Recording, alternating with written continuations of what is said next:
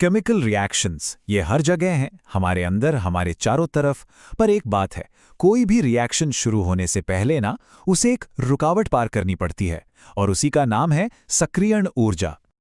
तो जरा सोचिए, हर केमिकल रिएक्शन ना एक तरह की रेस है, लेकिन फिनिश लाइन तक पहुंचने से पहले उसे एक बहुत बड़ी पहाड़ी चढ़नी पड़ती है। अब सवाल ये है कि ये छिपी हुई पहाड़ी है क्या चीज? चलिए पता लगाते हैं। तो चलिए बात करते हैं इसी एनर्जी हिल की।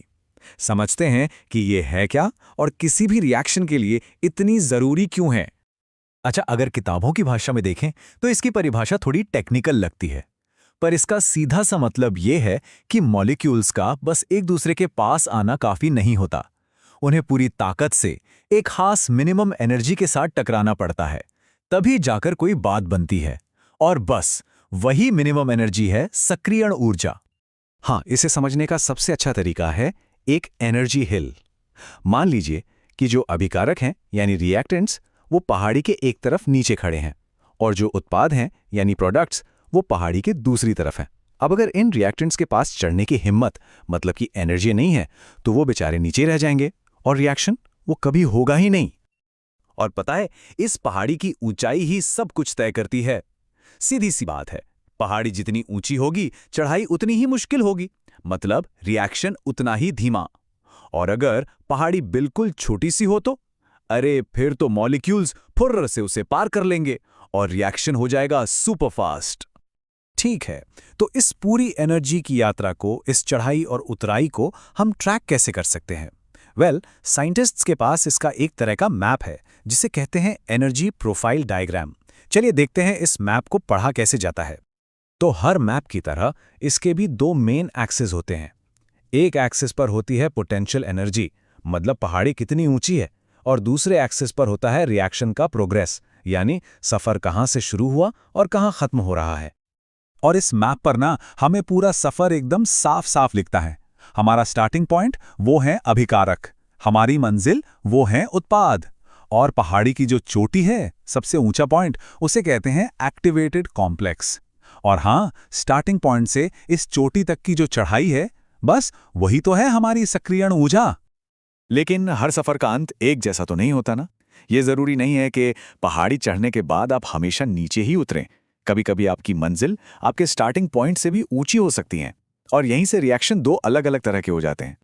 एक होता है ऊष्माक्षेपी यानी कि एक्सोथर्मिक रिएक्शन। इसमें आप पहाड़ी चढ़कर दूसरी तरफ नीचे उतर जाते हैं, मतलब प्रोडक्ट्स की एनर्जी रिएक्टेंट से कम होती है, और जो बची हुई एनर्जी है वो गर्मी के रूप में बाहर निकल जाती है, जैसे मोमबत्ती का जलना। और दूसरा है ऊष्माशोषी यानी एंडोथर्मिक। ये इसका ठीक उल्टा है। इसमें आप पहाड़ी तो चढ़ते हैं, पर आपकी मंजिल वो स्टार्टिंग पॉइंट से भी ऊंची होती है, और इस चढ़ाई के लिए रिएक्शन को बाहर से एनर्जी खींचनी पड़ती है। तो अब एक सवाल उठता है, अगर कोई पहाड़ी माउंट एवरेस्ट जितनी ऊंची हो तो क्या होगा? क्या हम उस रिएक्शन को बस भूल जाएं, या क्या कोई शॉर्टकट हो सकता है? बिल्कुल, जरा सोचिए, क्या हो अगर हम पहाड़ी के ऊपर से जाने के बजाय उसके बीच से एक सुरंग बना दें? और इसी शॉर्टकट का साइंटिफिक नाम है उत्प्रेरक यानी कैटलिस्ट। ये कमाल का सब्सटेंस है जो खुद तो रिएक्शन में हिस्सा नहीं लेता, पर एक नया आसान रास्ता बना देता है। एक ऐसा रास्ता जिसकी एनर्जी की पहाड़ी बहुत छोटी होती है।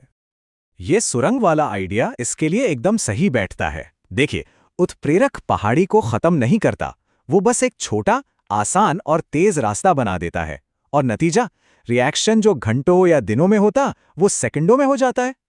ठीक है, तो हमने पहाड़ी समझी, उसका मैप देखा और शॉर्टकट भी देख लिया, पर एक बात अभी बाकी है। साइंटिस्ट्स इस पहाड़ी की ऊंचाई को एकदम सटीक तरीके से नापते कैसे हैं? क्या इसका भी कोई फॉर्मूला होता है? अच्छा, एक और चीज सोचते हैं, क्या होगा अगर हम चढ़ने वाले मॉलिक्यूल्स को ही थोड़ी एक्स्ट्रा एनर्जी दे दें? मतलब मान लीजिए कि उन्हें एक एनर्जी ड्रिंक पिला दी, या आसान भाषा में कहें तो रिएक्शन का तापमान बढ़ा दिया। हाँ बिल्कुल, तापमान बढ़ाने का सीधा मतलब है मॉलिक्यूल्स को ज्यादा एनर्जी देना। अब ज्यादा से ज्यादा मॉलिक्यूल्स के पास वो मिनिमम एनर्जी आ जाएगी जिससे वो पहाड़ी की चढ़ाई शुरू कर सकें। और इसका असर कोई छोटा मोटा नहीं होता, रिएक्शन की स्पीड एकदम से एक्सपोनेंशियली बढ़ जाती है। लेकिन साइंटिस्ट सिर्फ बढ़ जाती है कहकर काम नहीं चलाते, उन्हें सटीक आंकड़े चाहिए। और इसके लिए उनके टूल किट में एक मास्टर टूल है, एरेनियस समीकरण। ये वो कमाल का फॉर्मूला है जो तापमान, रिएक्शन की स्पीड और उस ऊर्जा पहाड़ी की ऊंचाई, इन तीनों को एक साथ जोड़ता है। इस समीकरण की सबसे बड़ी खासियत यह है कि इसकी मदद से साइंटिस्ट्स एक्सपेरिमेंट करके उस एनर्जी हिल यानी ईए की एकदम सटीक वैल्यू कैलकुलेट कर सकते हैं। वो पहले से बता सकते हैं कि यह चढ़ाई कितनी मुश्किल होने वाली है। तो आज की पूरी बातचीत का निचोड़ क्या है? पहली बात, हर रिएक्शन के सामने एक एनर्जी हिल होती है।